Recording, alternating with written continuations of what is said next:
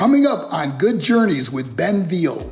You know, when I go into these schools, I just remember when I was in school that there was never a visit from somebody creative, or it was always academia and sport that were the two things that people would get career advice on and different things like that. And I just remember thinking, you know, why can't like a musician come in and chat to us or something? And they never did.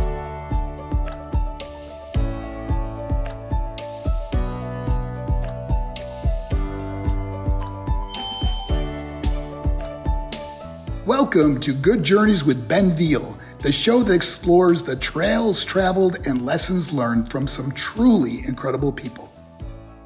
Hello and welcome everyone to another purposeful conversation right here on Good Journeys with Ben Veal. I'm recording this from my podcasting cabin in the middle of a horrendous storm outside, but I have no doubt that my special guest today is going to be a huge ray of sunshine on a very wet day. I first stumbled upon my guest's creativity for the first time 2 years ago in Wales, when I was mesmerised by his ability to make incredible artwork out of pizzas. Ever since then, I've been following his journey with such interest, and I'm so happy we can make this happen today.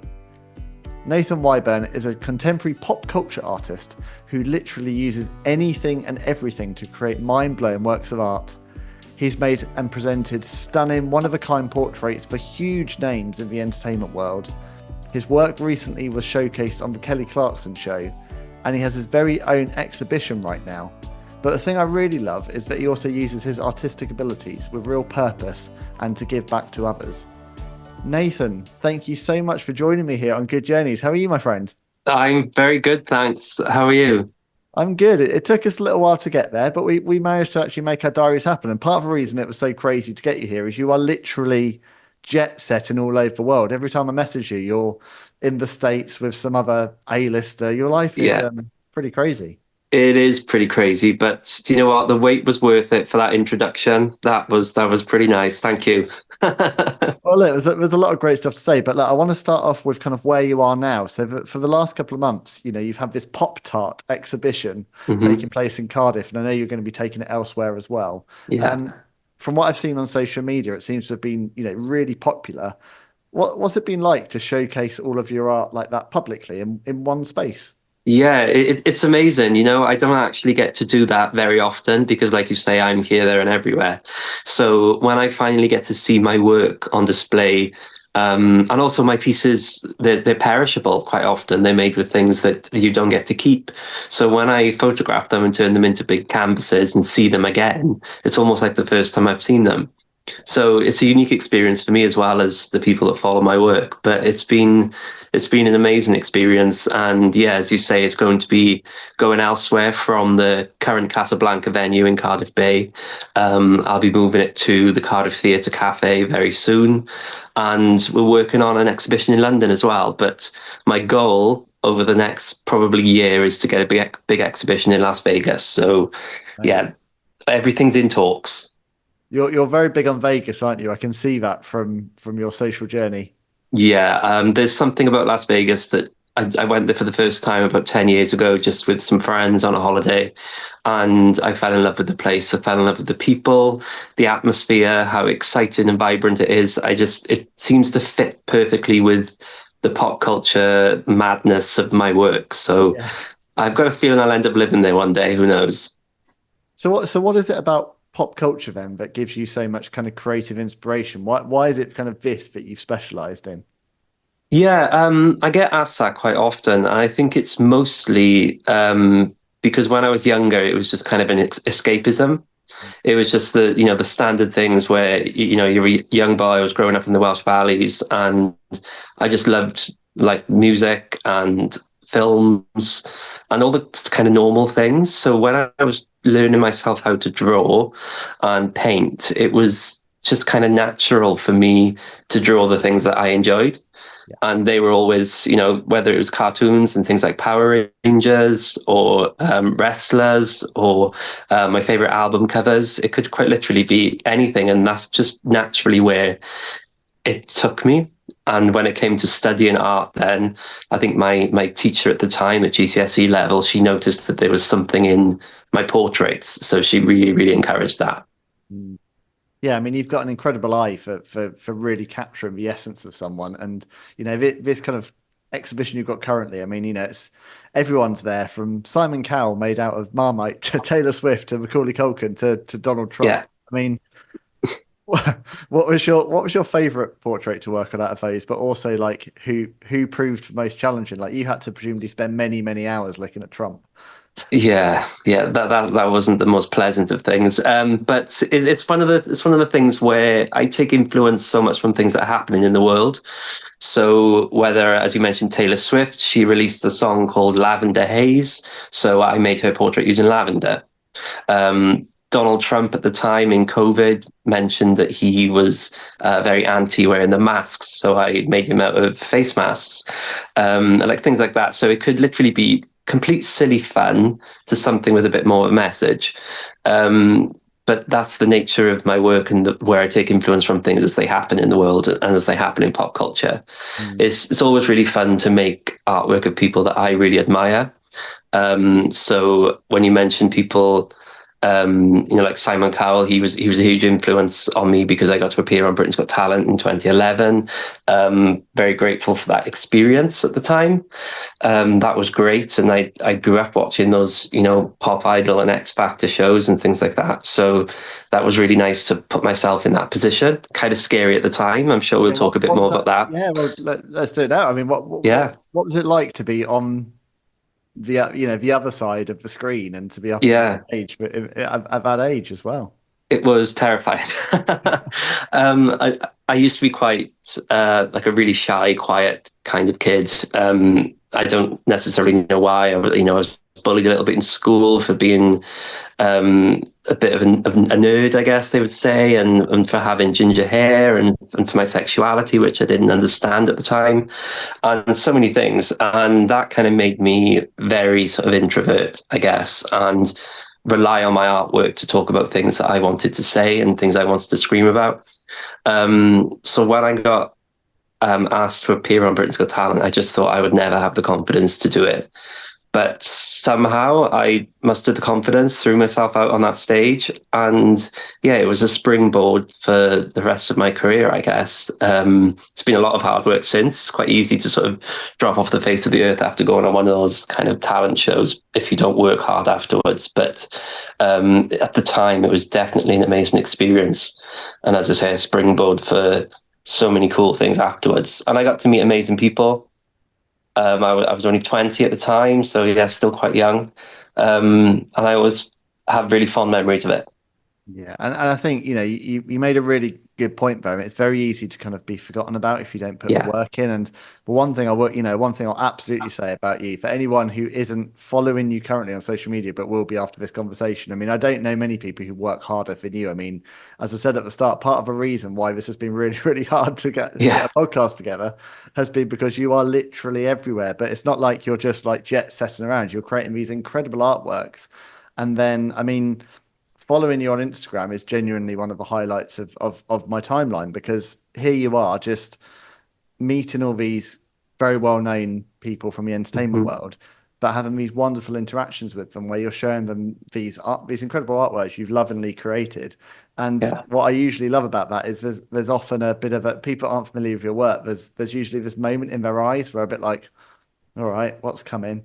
And then you open it and they're like, wow. But I think those are less and less now, because I think more people are getting aware of actually what you do. But certainly some of those earlier videos are sort of people are like, oh, what's he going to be showing me? And then every time the reaction is, that's incredible. Yeah. But where did that start coming from, where you were like, oh, I can go and meet people and in person show them my artwork and actually give them this one of a kind piece? Yeah, I actually think it probably does stem from Britain's Got Talent, where I decided to make the portrait of one of the judges, Michael McIntyre, at the time.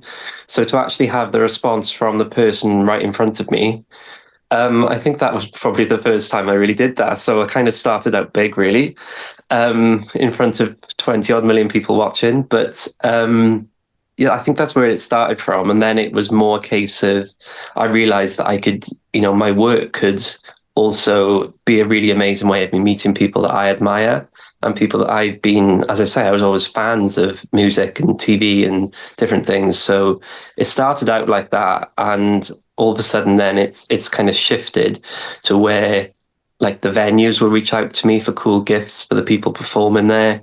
Artist management will get in touch, and sometimes the artist or the actor and whatnot themselves, due to social media. Social media has been a huge part of it. And as you say, then the videos of the reactions, it's always quite heartwarming, really. And I think the nicest response I get from people that follow my work is that it just makes them smile, and it's so nice, and it's just positive, and we probably need a little bit of that injected into our daily timelines. So yeah, I try my best.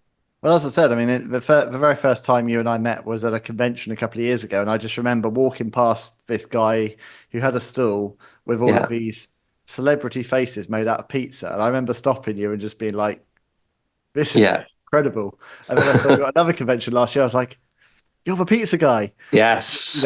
But you're probably, to some people, will always have that because the pizzas are so distinctive, and just I've never seen anyone do like what you're doing with pizza. When did you discover that you could make art out of pizza? Yeah, I think the pizza came just after Toast and Marmite, to be honest. I think the Toast and Marmite was the original idea because I read a headline saying about love or hate people, and I thought, right, what about controversial kind of characters using the Marmite? And then before I knew it, I was branching out into other everyday food items and materials, and it kind of linked really well into how I was as a teenager. I was a really fussy eater, and also like my family and I, we weren't well off in any sort of way, so I couldn't afford like really expensive oil paints and canvases and things like that at the time.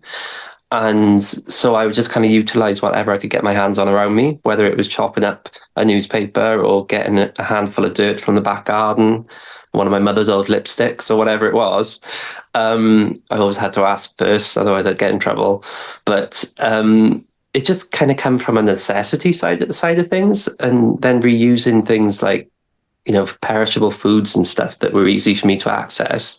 That's where it all kind of started from. And the pizzas always go down a storm whenever I do things like conventions and there's lots of people there, and it's that instant attention grabber, because it instantly looks like pizza, whereas a lot of the other stuff I do starts to look a bit like a painting. If I'm using something like chocolate or ketchup, it's easy to think that it's red paint or brown paint, but the pizza is definitely a pizza. So yeah, it's just instantly one of those attention grabbers, and doing things like Comic Cons and conventions, they're just great fun. And it's a really cool way of me being around like-minded people that love the things that I love as well. So yeah, it's great. It's a great way for people to find you, but also a great way for you to find, you're there with loads of people that you probably want to actually art for, aren't you? So it's like going to the venue where everyone is anyway.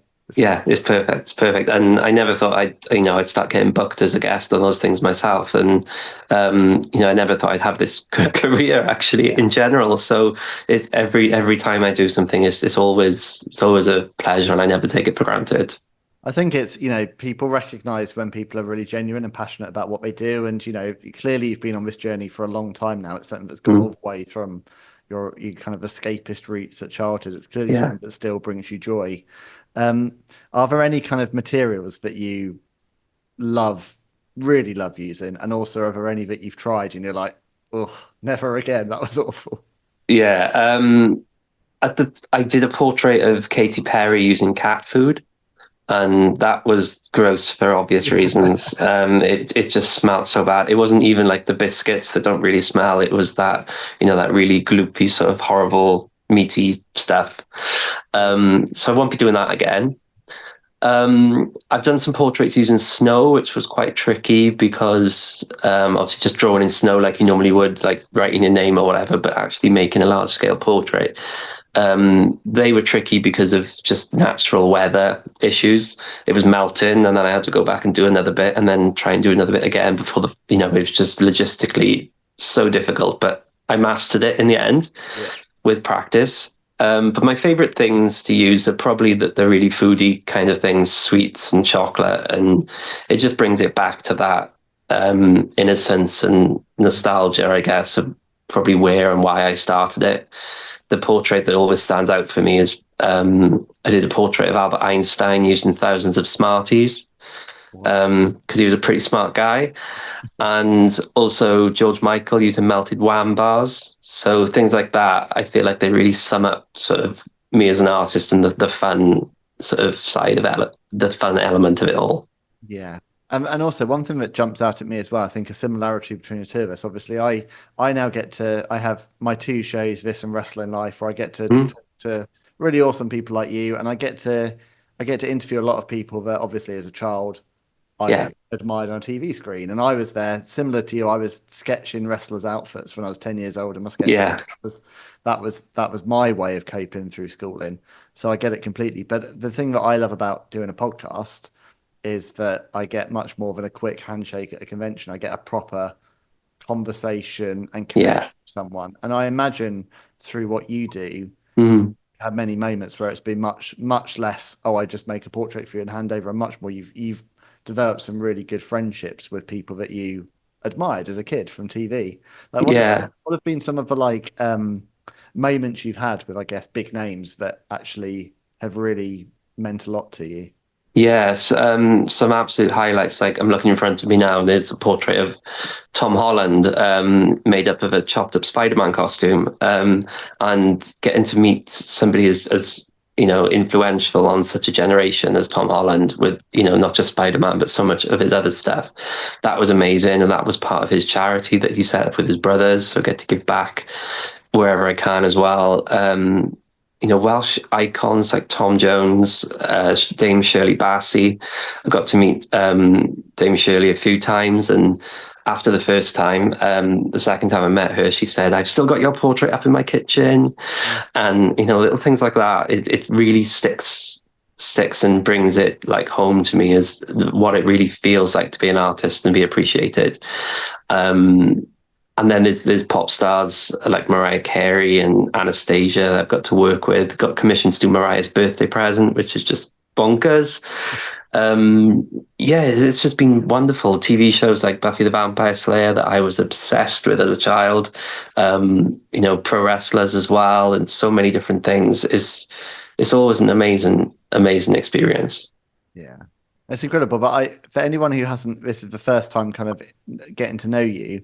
I don't want listeners to just think that this is all about just meeting celebrities and stuff. No. There's real heart and purpose to what you do. I mean, one project that I really loved, which I think bridges two worlds for you, was the campaign that you did with Young Minds UK and M&S. So the tagline was "You are not alone." Incredible, kind of constructed out of taste. Tell me about the creative process that went into that and kind of what you hope to achieve through that campaign. Yeah, so I really strongly believe on giving back and using whatever profile somebody builds to help in whatever way you can. I mentioned like the bullying as a kid, and I think that's kind of stuck with me in terms of really wanting to help other people. I'm an ambassador for so many different charities, theatre groups. There's a Dreams and Wishes charity here in Wales that don't donate time, gifts and events to seriously and terminally ill children. So I get to sometimes get my work signed by these people that I meet and donate them off to these different charities. So that is an ongoing thing that I'm trying to do, giving back to different causes and different reasons, and as well as using my work to highlight things like men's mental health, which I did with M&S. I did a portrait with Gareth Thomas, the Welsh rugby player, around his HIV diagnosis, highlighting things like that as well. And during COVID, I did pieces that were a big thank you and raising awareness to our frontline workers in the NHS. So most of my friends work for the NHS. So pieces of work that really can make a difference. And the profile that I've built by doing those more pop culture, just celebrity meets things, I get to then use that profile to do the stuff that really, really has some heart to it. And all these different people I meet they support different charities themselves. So if I then get to give them a portrait that they can sign and give to their charity that they support for whatever reason that may be, it's just an ongoing passing of happiness, I guess, and something that can make a difference. So it's cool. It's really cool. I really loved the one you did with Vicky McClure from Line of Duty. Yeah. And then she was doing exactly that, wasn't she? She was using it to raise funds for her charity, Our Dementia Choir. Yeah. Yeah, it must be a really nice feeling when you put all of your creative self into these projects, but actually you're paying it forward and it's helping others at the same time. It really is. And I'm very aware that a lot of people probably don't want a gigantic portrait of themselves in their house. So quite often, when they say they're going to pass it on, by no means am I offended by that or anything. It's actually really sweet. It makes it all even more worthwhile. It's great. A mini one, don't you, as well? I've noticed that you give them like a small version, don't you? If you don't want this giant canvas, here's a little version for you to and that's quite often because they're perishable things, so I can easily make repetitions of them. So just again in front of me there's a portrait of Sharon Osbourne signed that was made with lipstick. This is just my room where I keep like some of my favorite things, and I gave her the original lipstick, but then I had the canvas signed for myself, because sometimes, very rarely, I actually keep some of the amazing moments, because I've just got to remind myself sometimes that it's pretty cool that I get to do what I do. Yeah, absolutely. I get articles signed from people. I've moved my camera slightly here. I've got my signed Mark Mero article here. Perfect. I'm a good friend of mine. Like, I think there's something to be said sometimes for putting yourself into the creative process, but also accepting a little bit of, wow, this is cool. Yeah. This is pretty bonkers. Like, I still don't get how I'm this, the 10-year-old wrestling fan is now wrestlers. It's crazy. Exactly. So, it's brilliant. You need to hang on to that. But I think, what you're doing is great in terms of, you've got your profile that's going to keep growing, because obviously you're working with lots of very famous people who share your work. So that's great. But then being able to pay that forward and be able to extend it to worthwhile causes. But also, you touched on kind of sexuality at the start. I know you've also used your work to showcase kind of some of the biggest icons within the kind of LGBTQ plus community. And you did you did an exhibition as part of last year. I think it was last year's Pride celebrations, or this year's. Yeah. How important is it, using your art as an expression of your identity and who you are as well? Because a lot of what you're doing is obviously creating art that's focused elsewhere. So on other people. So how much of it is to actually pour yourself into your art as well, Nathan? Yeah, I think that's kind of come with confidence, growing over the years, where I'm now really confident and happy within myself to talk about myself personally, and not just use my art as a shield, I guess, where I can. The artwork will always used to have done the talking, but now I'm okay to do the talking alongside it, which is great. But I still firmly believe that art can speak to people in ways that, like, just face to face, we can't.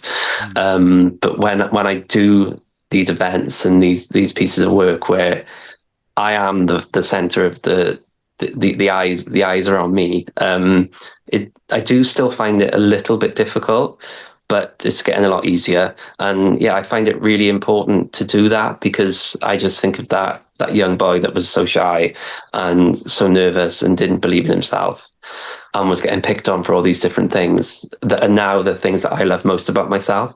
I've been picked on for having ginger hair, which is like my favorite thing ever about me now. It makes me unique, makes me stand out. I was being picked on for my sexuality, which I'm super confident about now. For being nerdy and creative, and obviously that's done me pretty well. So they're all things that I love most about myself, and the things that made me unique. And so I try to pass that message on as much as I can as well. I get to go into schools very often. I found out that I'm on the national curriculum for studying art in Wales, which is just bonkers. So I get to visit schools very often and talk about my work, but also be there as a spokesperson for these things. And I see the difference in people's faces, and I see the the young boy that was me in the back being shy, and I noticed that it makes a difference, and that makes it all incredibly worthwhile. But are you still that? Because I'm. It sounds very similar. You and I. Are you still that shy young boy at heart who can turn it on a stage, and then you kind of come off the stage afterwards, and you're like, Yeah, how did I just do that? Because I don't think you lose that. Like, I'm an introvert, and I'm someone who was bullied at school. I don't yeah, think you lose that. I think you just develop this ability to turn it yeah. on when you need to turn it on. Yeah, I saw a quote from somebody the other day. I can't remember who it was. It was a fellow artist that said, "I'm not an artist. I'm a performer." And I think sometimes I feel like that. I feel very much like it's a huge performance element to everything I do, and maybe that come from like a desire to be noticed and seen for, more than just what people were saying I was or what they thought I was, and using my artwork to talk and scream about the things I wanted to.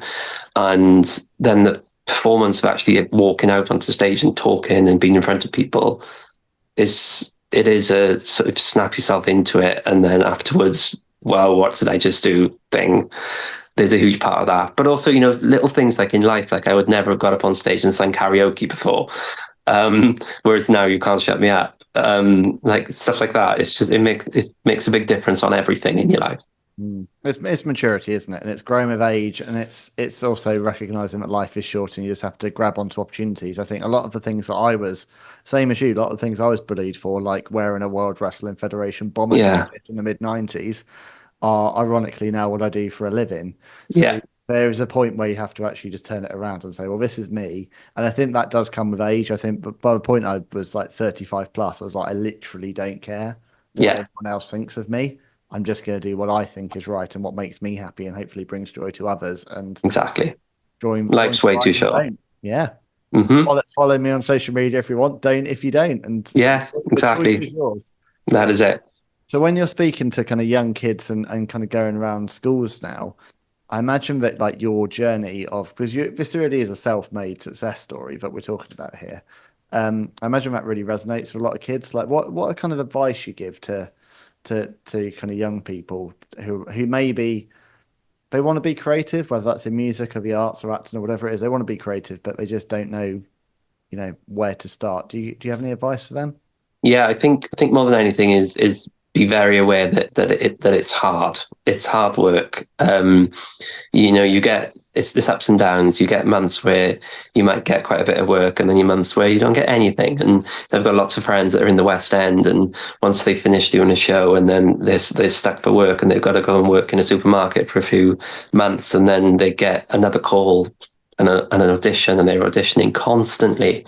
And that costs a lot of money, and you're traveling the country to go to different auditions, and that lasts 30 seconds, and then it's a no, and it's a lot of pain like along the way, but it does make whatever it is you're trying to do worthwhile once you get there. For every big job or big commission you might see on my Instagram, whether it's with Cadbury or whatever it may be, there were 10 or 15 emails before that of potential projects that ended up not happening. That's just the nature of the creative game and the creative industry. It's really has been the last few years. Yeah, exactly. It's really tough. But also, when I go into these schools, I just remember when I was in school that there was never a visit from somebody creative, or it was always academia and sport that were the two things that people would get career advice on and different things like that. And I just remember thinking, why can't like a musician come in and chat to us or something? And they never did.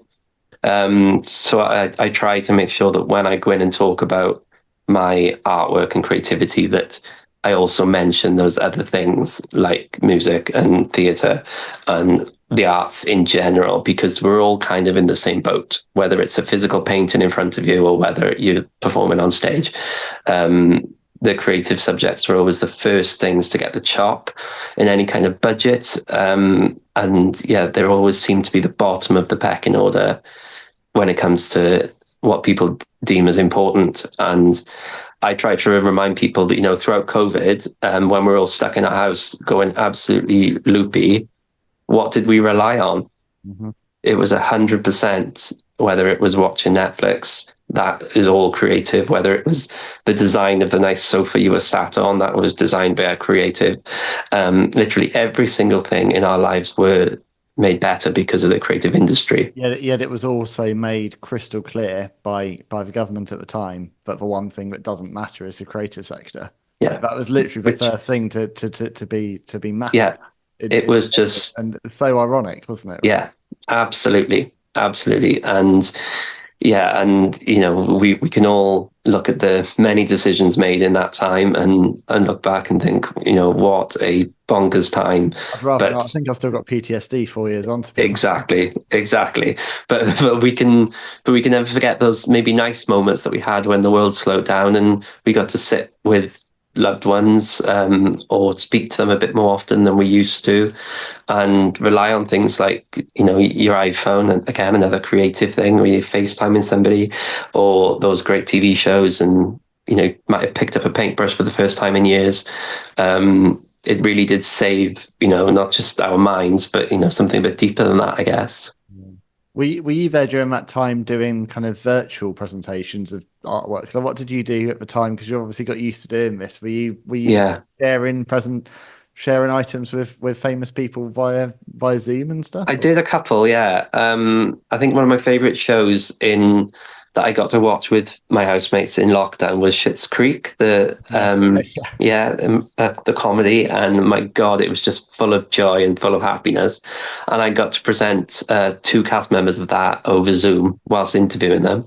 So that was cool. That was a really amazing thing. And at the start of that whole lockdown thing, I quite literally lost everything, because everything I did was with other people and out and about, and like as you mentioned, traveling, and I lost so much work, and it was just email after email after email that was things just cancelling, and it was just such a crazy time. But I knew that it was also a blank slate for me and everybody else. There was nobody was ahead of you and nobody was behind you in terms of the rat race of life.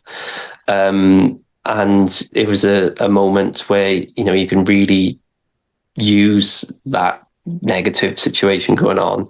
And as I said, did loads of stuff for the NHS and, got to use my work for a much more positive thing than just, making artwork of people that I admire. So it was great. But there were also still obviously people I admire because it was the NHS. Yeah. So the message was still exactly the same. And to see my work outside hospitals all around the country and being used in like the opening credits of ITV This Morning, and got to do interviews as far as America on different TV shows and stuff. It was just amazing. Yeah, it's crazy the journey you've been on, and just I'm so excited to see what comes next. I mean, you briefly referenced it, like kind of talking about what comes beyond this exhibition, but what are your kind of big hopes for the next kind of year or two ahead?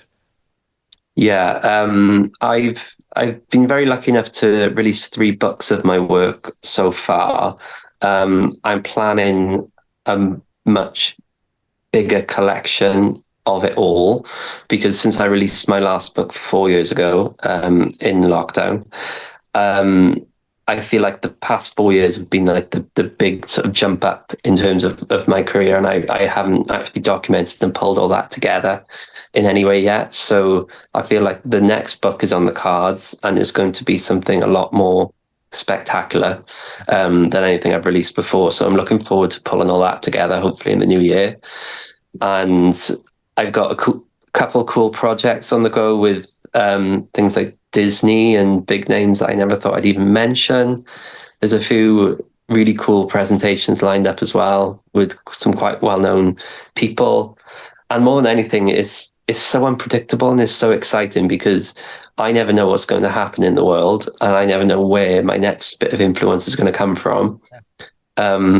Like walking up and down an aisle in a supermarket with me is a nightmare because I'm constantly looking at things and thinking, oh, I can do that. And, if a new pop star releases a song with a lyric in it, and I think, right, that is perfect for this. And my mind is constantly going. So the unpredictability of it all for me is very exciting, and also, I guess, exciting for people that follow my work. So who knows where it's going to go? And I won't necessarily put you on the spot unless you want to say it, but do you have a bucket list of like, because you have literally done portraits for, it feels like, the whole world, but do you have a bucket list of like people you're still really trying to, you want to capture and you want to meet? You don't have to say who they are, but if you've got a bucket list. There is a bucket list, and I'll say a few of them. Sarah Michelle Gellar, Buffy the Vampire Slayer, she was my number one growing up, and it's still my favorite TV show ever.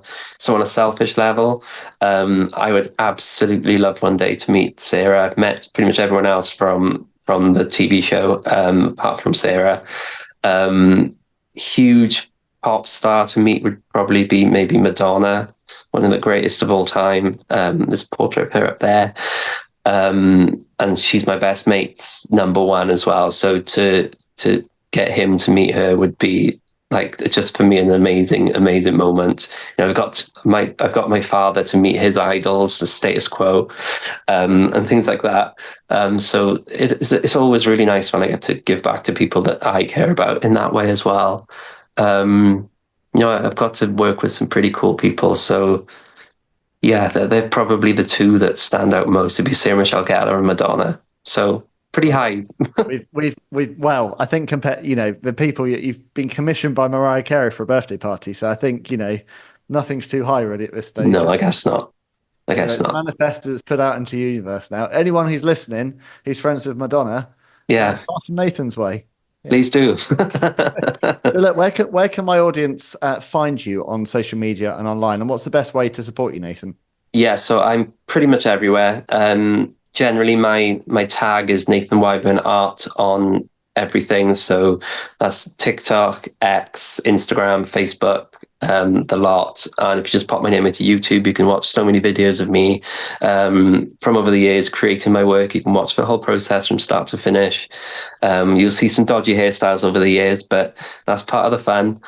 When you were on the Kelly Clarkson Show not many months ago, she was commenting on your beautiful flowing long hair, and it's all gone. I know. I felt that was actually something that was on my mind when I cut it off. And I cut her off in a really cool way, which was really fun in a wrestling match. But we'll talk about that again. Yeah. And yeah, that was actually on my mind constantly. I thought Kelly Clarkson's going to be so angry with me right now.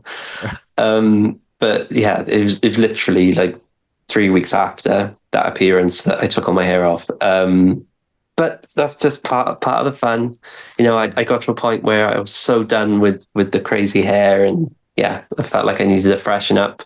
But it'll probably be back at some point. Who knows? Did you use the hair? Did the hair form a portrait? Yes. So there's been 2 times now where I've pretty much cut all my hair off and turned it into art. One time I made Ed Sheeran, fellow ginger, very proud using my ginger hair, which was great fun. And then the second time was Keith Lemon, Lee Francis, who we've had constant banter about, because at the time with my long hair and everything, we started to look quite similar.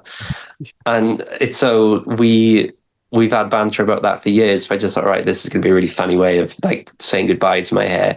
But that was just the clippings of it, and the actual long ponytail I donated to a wig making charity for young boys and girls with cancer. So yeah, again, giving back where you can. Well, you're gonna have to grow it back to do some more, aren't you? I think so. Lucky for you, you have that option, Nathan. It's not a luxury that's afforded to all of us. I guess you can, my friend. All right. Well, look, that's it for today. But look, I'm so glad we've done this. There will be a part 2. I can guarantee it. There's so much more to talk about, and I can only imagine what's going to come up in the future. So I'm going to carry on following the journey, and encourage everyone today to check out Nathan's work wherever you are on social. Give him a cheer, watch his brilliant videos, and just keep seeing what he's doing. Couple of thanks as always. So obviously, thank you firstly to my fantastic guest Nathan Wyburn. Thank you to my producer, Jeff Easton from Tool 8 Productions, who always brings these conversations to life so wonderfully. And thank you to all of you for joining me. So this has been Good Journeys with Ben Veal. Until next time, let's keep climbing together, and I'll see you all again soon. Bye.